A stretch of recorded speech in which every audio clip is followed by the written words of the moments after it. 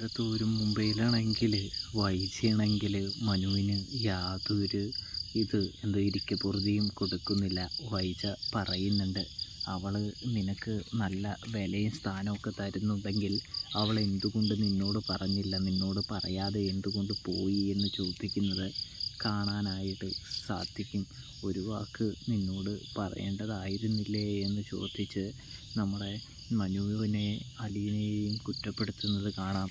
ഇതേ സമയമാണ് നമ്മുടെ മനുവിൻ്റെ പെങ്ങളുടെ വായിൽ നിന്നും നമ്മുടെ വൈജയന്തി അറിയുന്നത് ബാലചന്ദ്രൻ്റെ മകളല്ല എന്ന് അലീന. അതുകൊണ്ട് തന്നെ വൈജയന്തിയുടെ അടുത്ത് സത്യങ്ങളൊക്കെ പറയേണ്ടി വരികയാണോ എന്ന് ഒരു തോന്നൽ നമുക്ക് കാണാനായിട്ട് സാധിക്കും.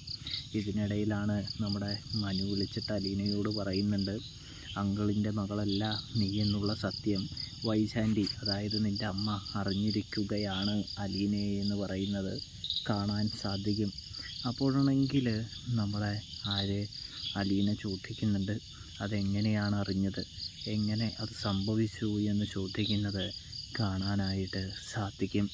ഇത് സമയമാണെങ്കിൽ പറയാൻ കാരണമായ സന്ദർഭം വിവരിക്കുന്നത് കാണാൻ കഴിയും. അതായത് ഇങ്ങനെ ഒരു സംസാരവും കാര്യങ്ങളൊക്കെ ഉണ്ടായപ്പോൾ അറിയാതെ അവളുടെ പെങ്ങളുടെ വായിൽ നിന്നും വീണതാണ് എന്ന് പറയുന്നു. ഒടുവിൽ അത് സമ്മതിച്ചു കൊടുക്കേണ്ടി വന്നു എന്ന് പറയുന്നതും കാണാനായിട്ട് കഴിയും, കാണാനായിട്ട് സാധിക്കും. ഇതേ സമയം സത്യം തിരിച്ചറിഞ്ഞതിൻ്റെ ഞെട്ടലിൽ നിൽക്കുന്ന അലീനയെ നമുക്ക് കാണാനായിട്ട് കഴിയും, കാണാനായിട്ട് സാധിക്കും. പ്രേക്ഷകരെ, പ്രിയ കൂട്ടുകാരെ, അപ്പോൾ റിവ്യൂ ഇഷ്ടപ്പെട്ടാൽ ചാനൽ മറക്കാതെ ഒന്ന് സബ്സ്ക്രൈബ് ചെയ്യാൻ മറക്കല്ലേ കേട്ടോ.